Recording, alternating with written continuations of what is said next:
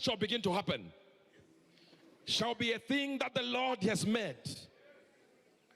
That he is looking at the nation of Ghana with an eye that is open.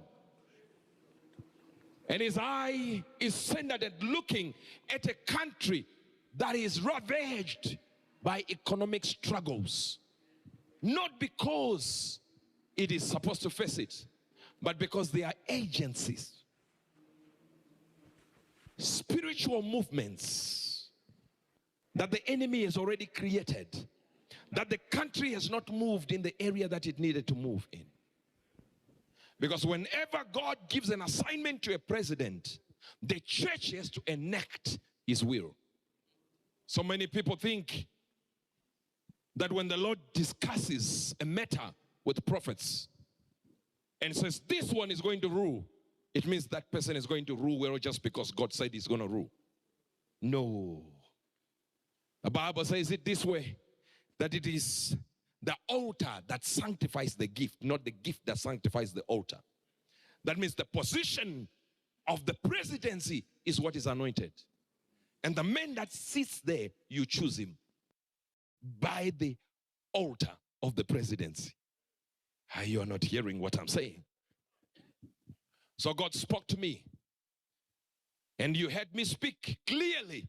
No failure. I spoke God's word. He told me if Mahama does not call me in 10 days, he will not be president. And he did not call me. So for me, that was settled already. He will not be president. He did not call.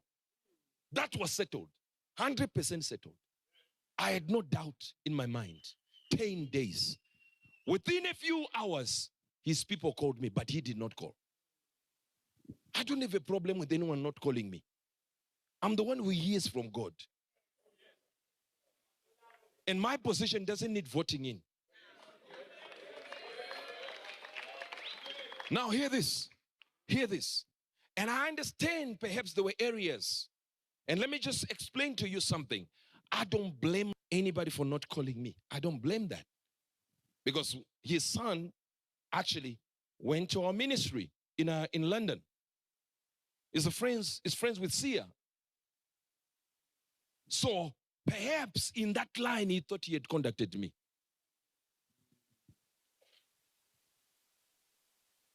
The chief of staff called me. Perhaps in that contacting me, they thought they had contacted me. But I told them exactly that if your boss does not call, it's already signed, sealed, delivered to Baumia. I said it. In the same vein, in the weeks that came, I had a prophecy for a man called Kabila. And God told me he should contact you, or his people should contact you within 10 days. If he doesn't, he will die. I said it. Do you know how many minutes they took? They were already calling while I was prophesying. That's true, sir. While we were live. While we were live, people were calling from all areas. And I'd already made a direction. You do this, you do this, you do this, and you cross this direction, and you do this and do this. Including the direction. It is within that same 10 days. Since that time, from the time I said it, that they went and looked for him. The place, burned the place. His own house in Congo. The same place I said within 10 days. You don't call me within those 10 days, you die. Did I arrange with the people that went to shoot? Do I own armies to go and do it? And that one listened. Am I talking to you? That one listened. It happened again when I was in Dubai. And I sent the routers a message. This man is arranging demonstrations. And this is the day he has not told you. And the message came in. Is this really Prophet Hubert Angel? I said, I'm going to call and say, this is Hubert Angel. You know my voice. I called. I was in church. I called. I said, this is Hubert Angel. They said, oh, it's you, sir. Put down. And let me tell you one thing. Everything I do, because politicians get born again twice before every election.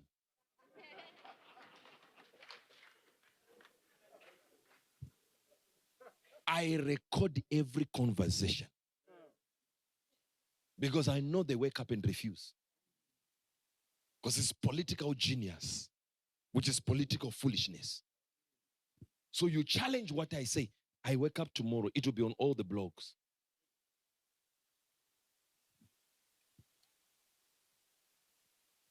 Because I don't want you to be challenging it. But if you challenge it, I challenge you back.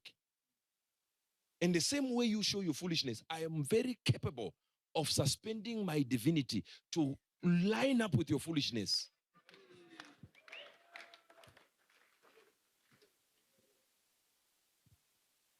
So here it is, 10 days. And I had seen it. You know why God wanted Mahama?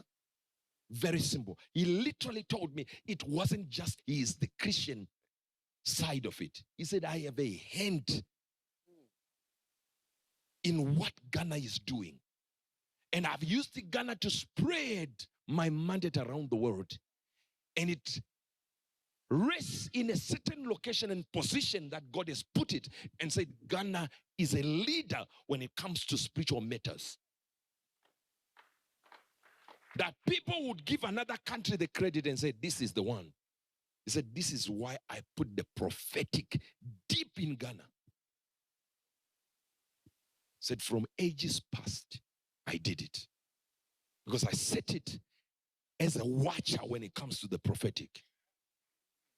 From the ages beyond, before I moved things around the world and spread the prophetic, I started with anchoring it with Ghana.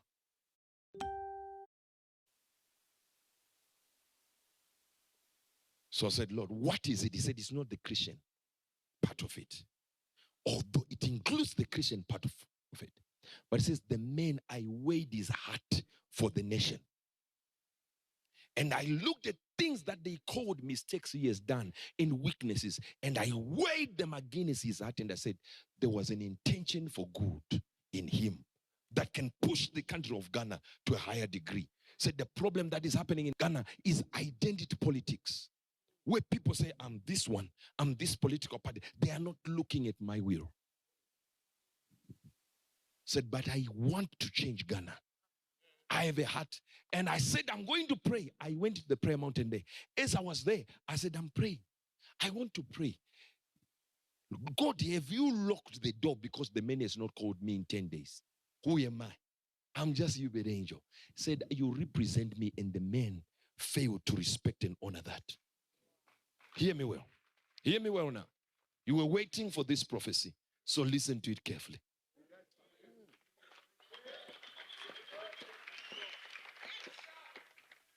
And the Lord said to me, after I prayed and I prayed and I looked, you see, it was a cover given to me of all the qualities of Mahama that would change Ghana. I said, if this is the quality of this man, and you are saying these are the right ones, can it not get a second chance for this man? And God said, I'm going to give you 2 names of people you already have access to. 2 names.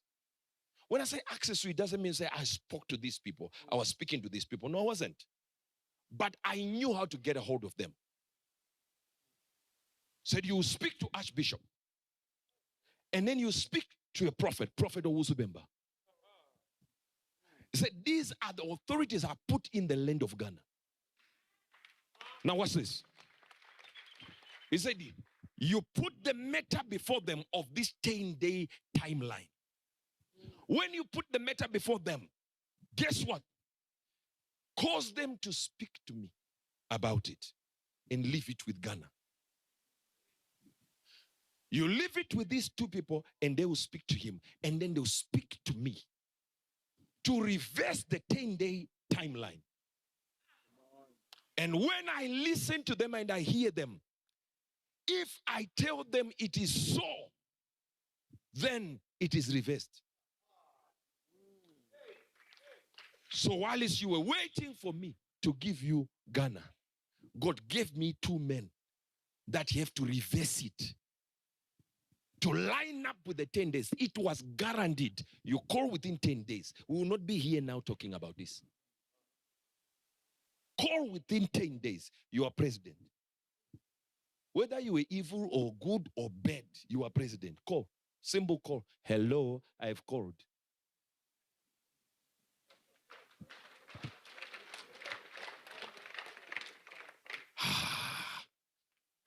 You think mine is wanting a president to call me?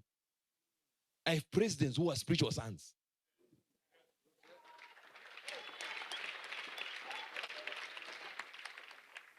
Just now, in a few weeks, we're going to visit one of my sons who is a president. Yes, you see me there. And these people are already our sons. Do you understand what I'm talking about? He has caused that to be able to put people in power, remove some. So you hear me here coming here, not prophesying, no, declaring judgments on presidents to remove them. Not prophecy. No, coming here to say, who is the president of this country? You said what? Guinea-Bissau. Okay, no problem. You say Gambia. Do we like him? We don't. I will come here and say, we are removing him.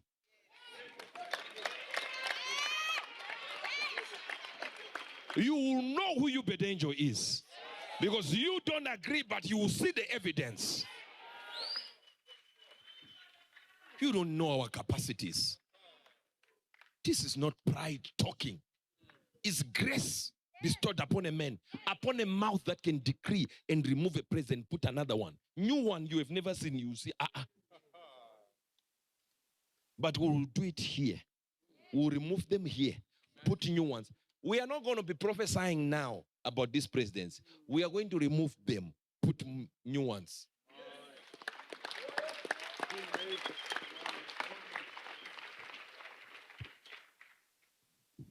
So this is what God said about Ghana. He said, I know his will and his heart for Ghana. He said it's beyond others. You know, I'm speaking like this. The 10-day window lapsed. Do you know who called me? The ruling party. Has he called you? I said no.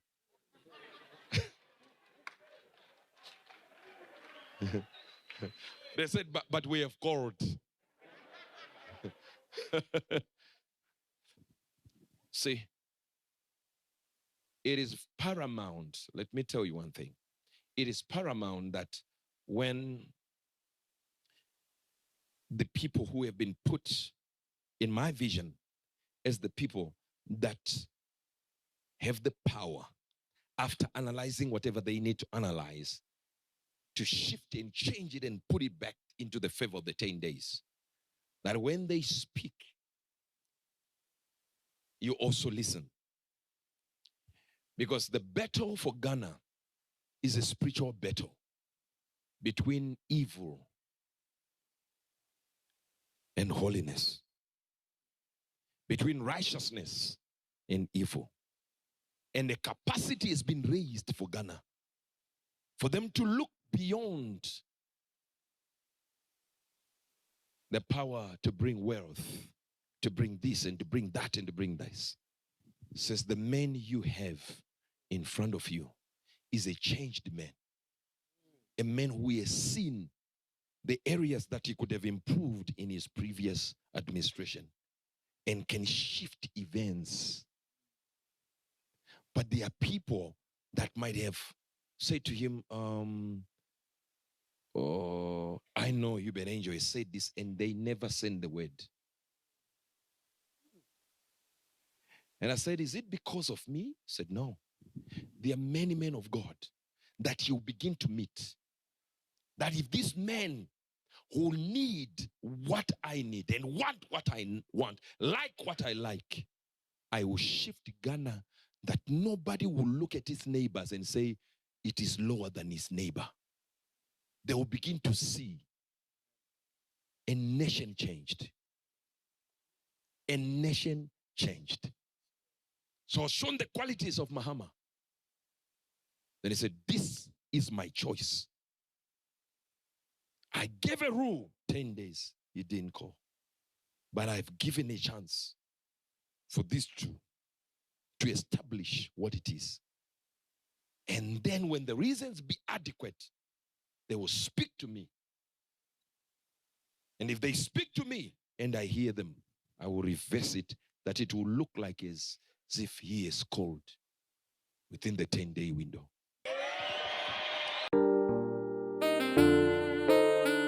Welcome to YAYA YouTube channel. Positivity only.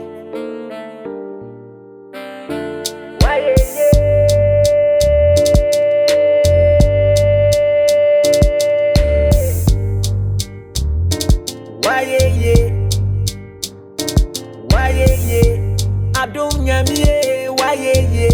Metumi asoria YAYA. Techemada bodie mu YAYA. YAYA. Oma tati ebiania. Ofresu koko ntuma. Oma eni ebediana. YAYA.